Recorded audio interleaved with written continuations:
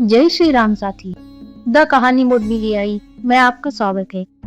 साथियों, अब तक आपने किस चैनल पर समाज, संघर्ष और प्रेरणा की कहानियां सुनी, लेकिन आज का दिन बहुत विशेष है। आज से हिंदू नववर्ष आरंभ हो रहा है।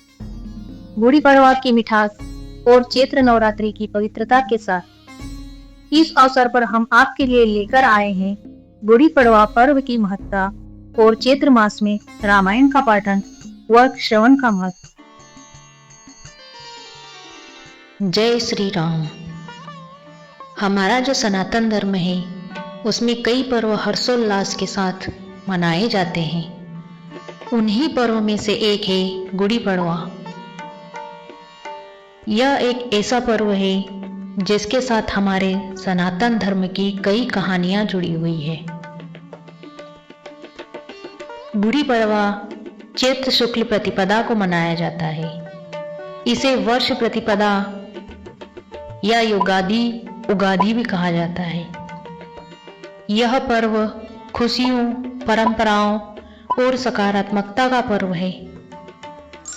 गुड़ी का अर्थ होता है विजय और पड़वा का अर्थ है चैत्र शुक्ल महीने का प्रथम दिन। ब्रह्मा पुराण के अनुसार इसी दिन ब्रह्मा ने सृष्टि का निर्माण कार्य आरंभ किया था। भगवान श्री विष्णु की नाभि से एक कमल के रूप में जब ब्रह्मा का जन्म होता है तो उन्हें चारों ओर अंधकार दिखाई देता है। तब वे भ्रमित होते हैं कि वे कौन हैं और उनका उद्देश्य क्या है। तब श्री विष्णु से ज्ञान प्राप्त कर ब्रह्मा जी इस सृष्टि की रचना करते हैं। इसलिए गुड़ी को ब्रह्मादय माना जाता है। इसके अलावा महान गणितज्ञ भास्कराचार्य ने सूर्योदय से लेकर सूर्यास्त तक दिन, महीनों और वर्ष की गणना करते हुए पंचांग की रचना की। आंध्र प्रदेश, महाराष्ट्र और कर्नाटक में यह पर्व विशेष रूप से मनाया जाता है।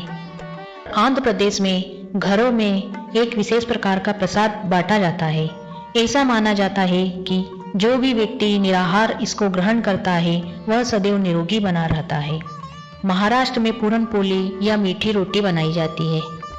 इस दिन घरों में गुड़ी फहराने की प्रथा है। गुड़ी स्थापना।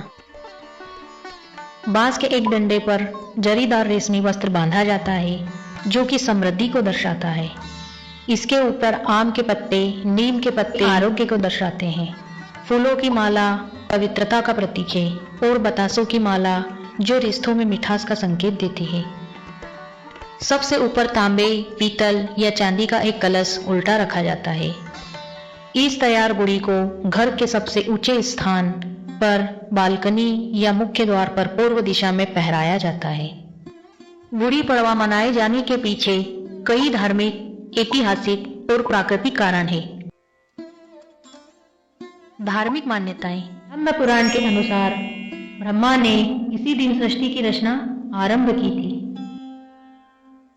एक मान्यता के अनुसार इसी दिन भगवान राम ने लंकापति रावण को हराकर और 14 वर्षों का वनवास पूरा कर इसी दिन अयोध्या लौटे थे।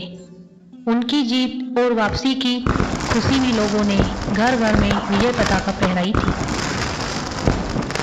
एक मान्यता यह भी है कि इसी दिन भगवान राम ने दक्षिण की प्रजा को वानर राज बाली के अत्याचारी शासन से मुक्ति दिलाई थी।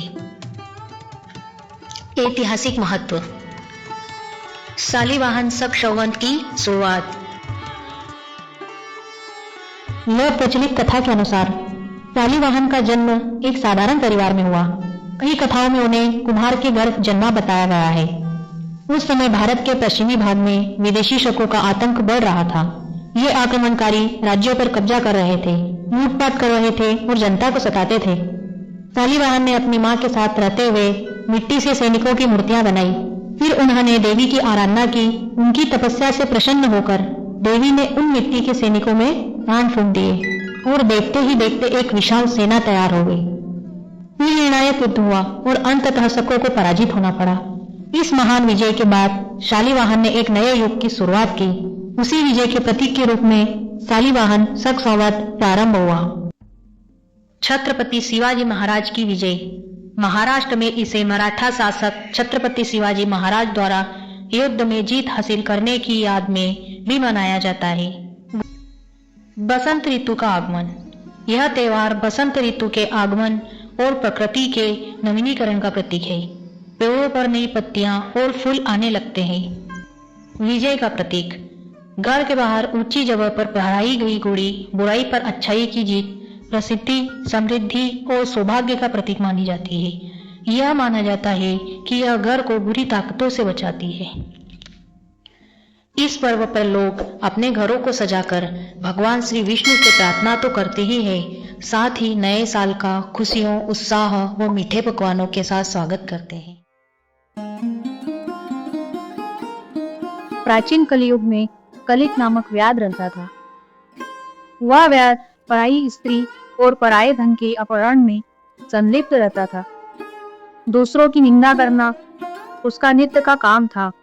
वह सदा सभी जंतुओं को पीड़ा दिया करती। उसने कितने ही ब्राह्मणों तथा सैकड़ों हजारों गोओं की हत्या कर डाली थी। पराये धन का तो वह नित्य अपहरण करता ही था, देवता के धन को भी हड़प कर लेता था। उसने अपने जीवन में अनेक बड़े बड़े पाप किए थे। उसके पापों की गणना करोड़ों वर्षों में भी नहीं की जा सकती। एक समय वह महापापी व्याध, जो जीव जंतुओं के लिए यमराज के समान भयंकर था, शोवीर नगर में गया।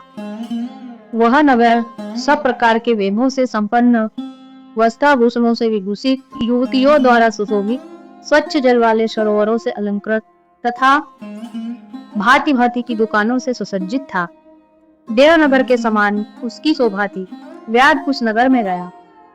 सोवीर नगर के बगीचे में भगवान केशव का बड़ा सुंदर और आकर्षक मंदिर था, जो सोने के अनेकों कलशों से ढका हुआ था। उसे देखकर व्याध को बड़ी प्रसन्नता हुई और उसके मन में लालच आया। उसने सोचा कि मैं यहाँ से बहुत सारा स्वर्ण चुरा कर ले जाऊंगा।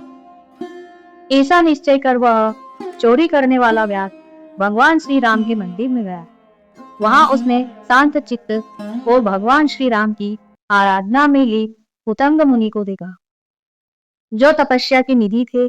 वे अकेले ही रहते थे। उनके हृदय में सबके प्रति दया भरी थी। वह सब और से निस्पर्श, अर्थात किसी भी चीज की इच्छा या लालसा न थी। उनके मन में केवल भगवान के ध्यान का ही लोभ बना रहता था।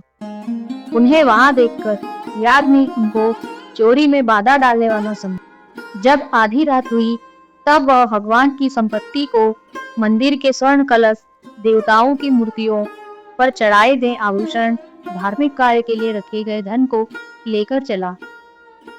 वह व्याध अपने पापों, अपनी शारीरिक शक्ति और अपने क्रोध के अहंकार में इतना अन्ना हो गया था कि उसे अच्छे व बुरे की पहचान नहीं रही। उसने मुनि की छाती को अपने पैरों से दबाकर हाथ से उनका गला पकड़ लिया और तलवार उठाकर उन्हें मार डालने का प्रयास किया। उत्तरद मुनि ने देखा व्याध मुझे मार डालना चाहता है, तो वे उससे इस प्रकार बोले, ओ भले मानुस, तुम व्यर्थ ही मुझे मारना चाहते हो। मैं तो सर्वदा निरपराध हूँ। व्याध, बताओ तो सही, मैंने तुम्हारा अपराध क्या किया है? संसार में लोग जो अपराध करते हैं उन्हीं की हिंसा करते हैं। सज्जन जन निरपराध की व्यर्थ में हिंसा नहीं करते हैं।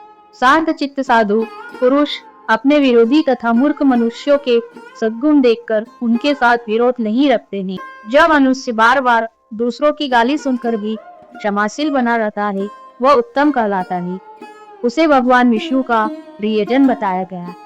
दूसरों के हित साधन में लगे रहने वाले साधु पुरुष किसी के द्वारा अपने विनाश का समय उपस्थित होने पर भी उसके साथ वैर नहीं करते।